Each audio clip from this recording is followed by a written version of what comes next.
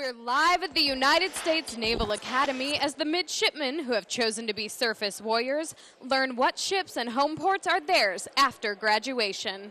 Live from the United States Naval Academy, this is the 2013 ship selection. With all the excitement and suspense of the NFL draft, future surface warfare officers of the Academy's class of 2013 will choose the first ships of their Navy careers. And now your host, Petty Officer Brandy Wills. It's almost time for the ship selection to begin, but first I'm here with Lieutenant Dave Cook. He's one of the instructors with the Seamanship and Navigation Department. Sir, thank you so much for joining us. Thank you, MC1. Sir, what are some of the home ports the midshipmen can choose from today? Well, there are quite a few. There's home ports out of Sasebo, Japan, Yokosuka, Japan, San Diego, California, Everett, Washington, Mayport, Florida, Norfolk, Virginia. Just a vast array of different home ports for them to choose from today. Okay. And all these midshipmen are set to graduate this May. So what are some of the jobs that they're going to be going into? Well, really, it's going to depend on the platform that they choose. But typically, the first two or division officer jobs range from gunnery officer, communications officer, first lieutenant. They have several different engineering jobs, but all these different first tour jobs that they can go to, there's many that they can choose from whenever they get there. Okay.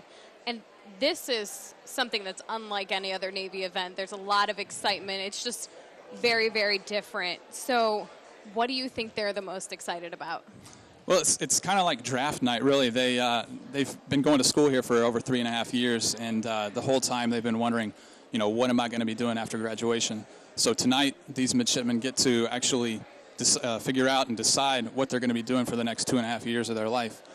So that's really exciting for them, and they get to, focus on where they're going to be after they graduate. And this is something that you actually went through when, yes. Before you became an officer in the Navy. Right. What was this night like for you?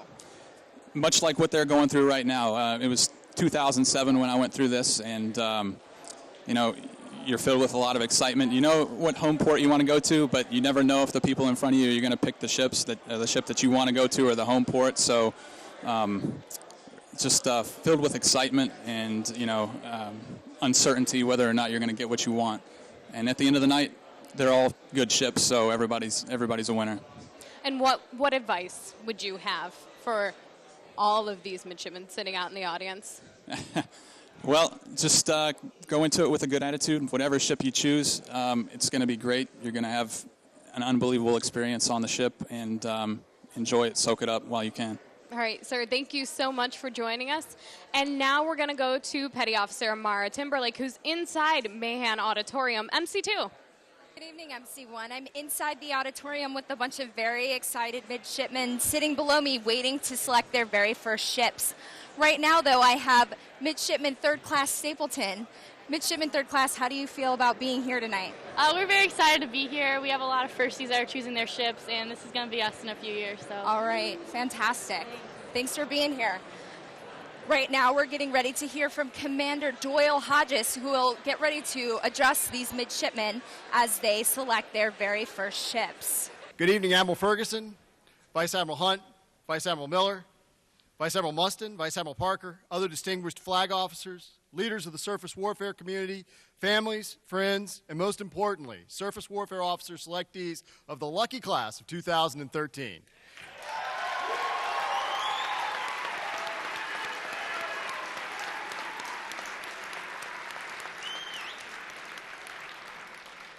Welcome to tonight's ship selection event. Before you on the big board are the names of hundreds of ships. Each one of them is engaged around the globe defending America's interests right now. Tonight, each one of you will choose to join company with one of those ships. As Admiral Miller mentioned, a ship is more than just a collection of steel and pipe and wire and electronics. A ship has a personality. And it's easy to say, well, that personality comes from the crew, but that personality persists, sailor after sailor, decade after decade, deployment after deployment. It carries on, especially a good ship. Why is that? I'll suggest that the main reason a ship maintains her personality is because of its leadership. And we have a tendency when we think of the leadership of a ship to focus on the captain. But I think that what gives that ship its personality, what makes it the ship that says, yep, I can do that every time, every tasking, everywhere, is your leadership. It's the leadership of the division officers. It's how you reach out and support each other. It's how you own the mission of that ship. It's how you make that ship yours. And so tonight you have an extraordinary opportunity to choose the ship that it is that you are going to own, to join forces with, to make yours as you go forth and join the ranks of the surface warfare community. Our first selectee will be Midshipman First Class Sean Philbin.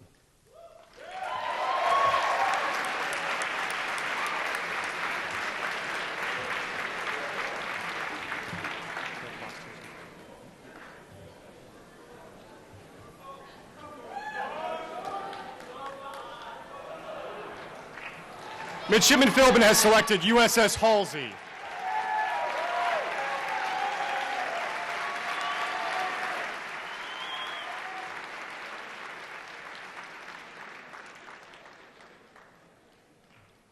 Our next selection will be made by Midshipman First Class Jonathan Poole.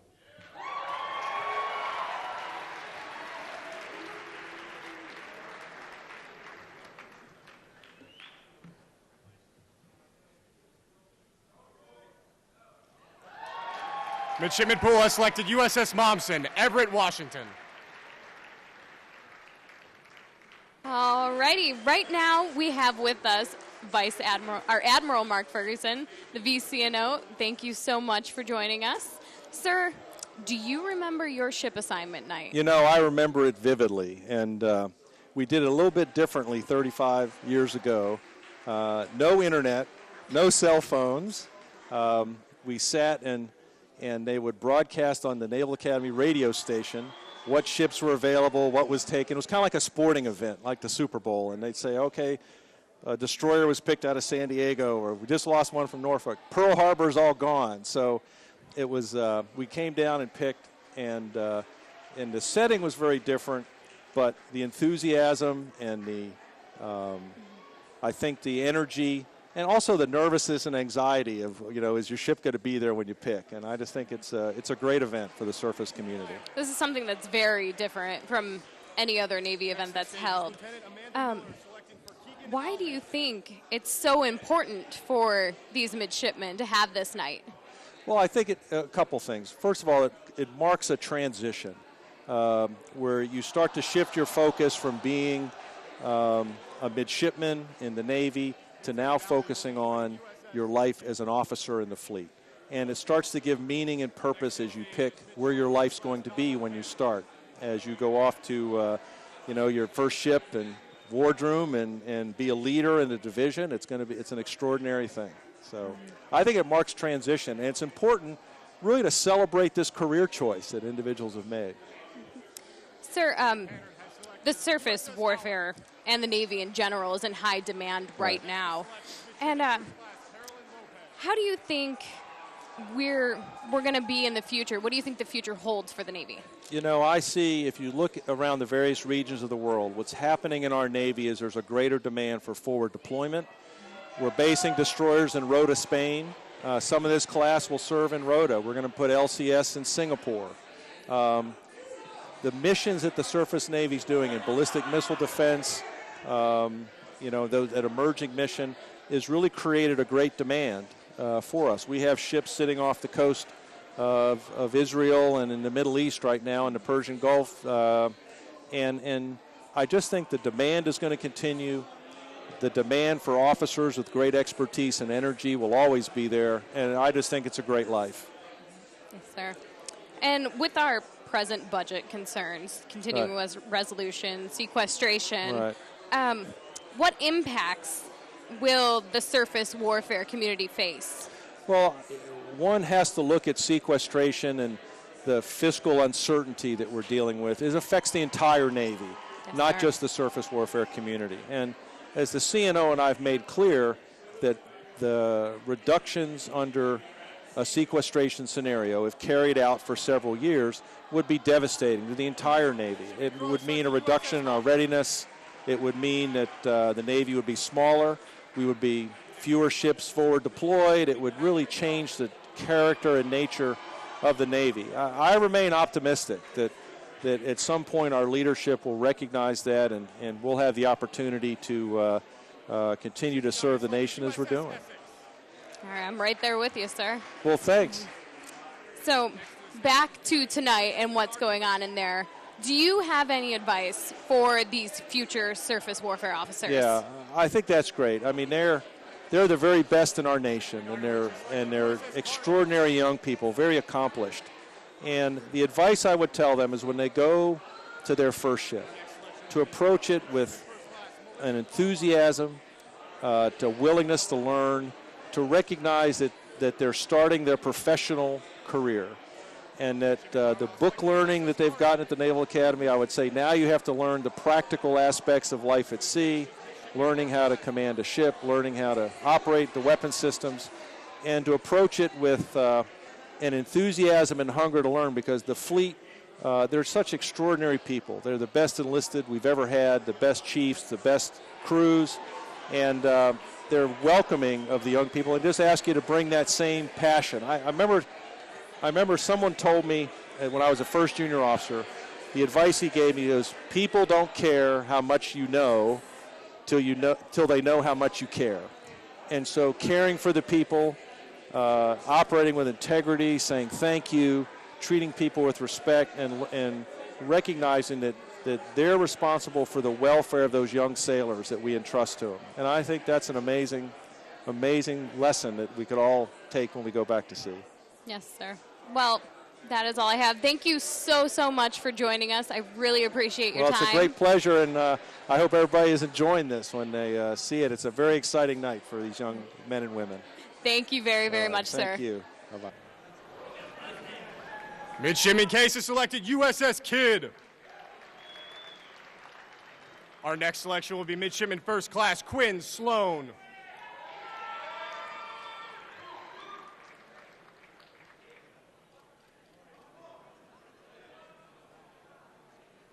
Midshipman Sloan has selected USS Spruance. Next to the stage is Midshipman First Class Stephen Billmare.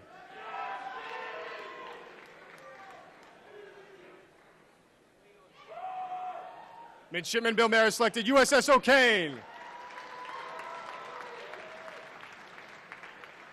I'm here with Commander Al Pacini Next and to the stage, Midshipman First Class Tiara Labby, Daniels. who just picked USS Stout. How does it feel to have made your selection? Feels great. Are you really excited to be headed to the ship? I am. And what made you pick Stout? It has a great deployment, BMD deployment, and the crew is very awesome, very enthusiastic. And sir, how does it feel to be here kind of with the future of the fleet, the future of your ship? Very exciting opportunity to influence the future of surface warfare, the future of our ship. So we're very thrilled to be here, very thrilled to have Midshipman Labby, soon Ensign Labby, on board our crew. All right, and what are you looking forward to most about getting out to the fleet? I'm just looking to just take what I've learned at the Naval Academy and apply it to the best of my ability. Looking to start my job. All right, congratulations. Next up, Midshipman Parker Summers.